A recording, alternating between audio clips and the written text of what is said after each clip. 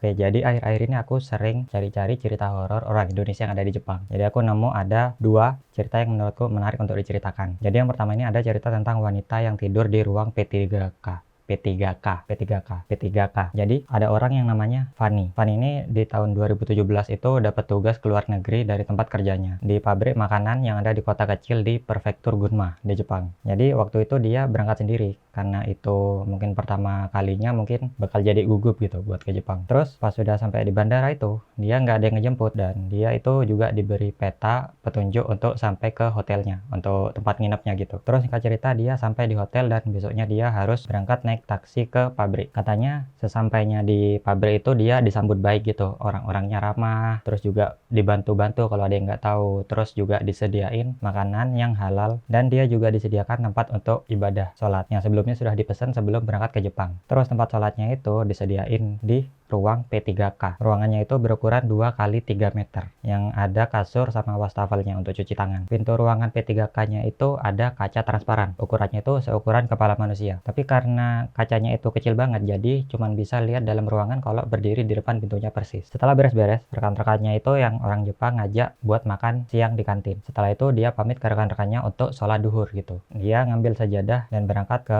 ruang P3K. Tapi pas sudah sampai di depan ruang P3K itu, pas mau buka pintunya, terlihat dari kaca pintu itu ada seseorang yang lagi tidur di kasur dan ditutupi selimut hingga setengah bagian wajahnya. Dari fisiknya ini terlihat seperti seseorang wanita berambut panjang dan karena tertutup selimut dan kondisi ruangannya itu yang gelap, dia agak terlalu bisa ngelihat jelas wajahnya. Jadi karena ngelihat yang kayak gitu, dia agak berani buat masuk ke sana dan balik lagi ke ruang kerjanya. Sesampainya di tempat kerjanya, dia tanya ke teman-temannya, ada ruangan lain nggak yang bisa dipakai buat sholat selain di ruang P3K gitu. Dan temannya itu tanya, kenapa nggak sholat di ruang P3K aja? Terus dia cerita kalau ada yang lagi tidur di ruang itu. Temennya ini bingung, terus nganterin dia ke ruang P3K lagi. Dia ngikutin temennya kan, balik lagi ke ruang P3K. Terus pas mereka sudah masuk ke ruang P3K itu, pas pintunya dibuka, terus lampunya dinyalain, ceklek, dan gak ada siapapun di sana. Terus waktu dia ngeliat ke kasur itu, kaget lah dia. Spraynya itu masih rapi, selimutnya masih terlipat rapi, dan gak ada bekas orang habis tidur di situ sebelumnya. Dia shock kan, dia soalnya yakin banget kalau sebelumnya itu ada yang tidur di kasur itu. Tapi temannya itu cuma tersenyum dan ngira kalau dia itu cuma salah lihat. Karena gak ada apa-apa, jadi temannya itu pergi ninggalin dia sendirian. Dan pintunya ditutup lagi. Terus dia nyoba ngecek kasurnya itu dengan ngeraba-raba permukaannya itu dan dingin, kayak gak ada bekas orang tidur. Biasanya kan kalau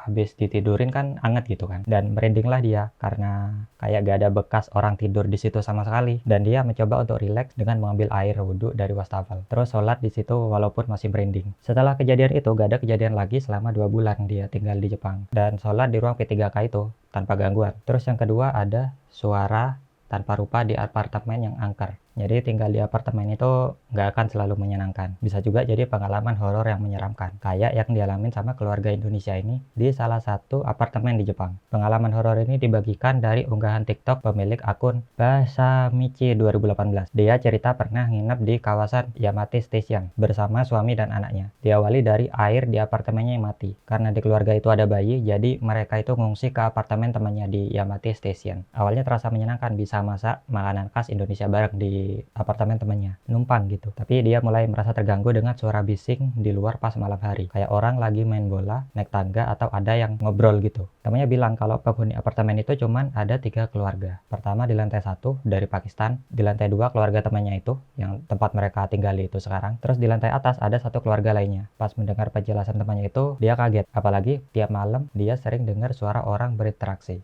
Berarti dia sudah lama nginepnya. Dia pun mikir kalau suara yang ada di luar itu bukan dari manusia, tapi dari makhluk yang tak kasat mata. Lalu dia memutuskan buat memutar lantunan ayat suci Al-Quran dari HP-nya. Biar lebih tenang gitu pas malam-malam dengar. Biar lebih tenang gitu meskipun dengar suara-suara yang gak jelas itu pas malam-malam. Meskipun takut, pemilik akun TikTok ini ternyata penasaran banget. Dia pengen tahu gimana kondisi di luar kalau pas ada suara gaduh itu. Tapi pas dia cek itu gak ada apa-apa. Jadi di luar gak ada aktivitas apa-apa sama sekali. Cuman ada orang tua yang baru pulang kerja. Dan akhirnya TikToker itu izin untuk kembali lagi ke apartemennya. Mungkin karena airnya sudah diperbaiki. Pas mau balik ke apartemennya, keluarga itu mengelilingi gedung apartemen temannya. Dan ternyata selama ini jalan yang dilewati orang yang baru pulang kerja itu kesananya itu jalan buntu. Jadi orang yang baru pulang kerja itu pergi kemana? Karena ceritanya serem itu ada beberapa orang yang komen lucu kayak ceritanya beda server, gak akan mempan juga karena bacaan Al-Quran. Hahaha gitu. Oke, sekian.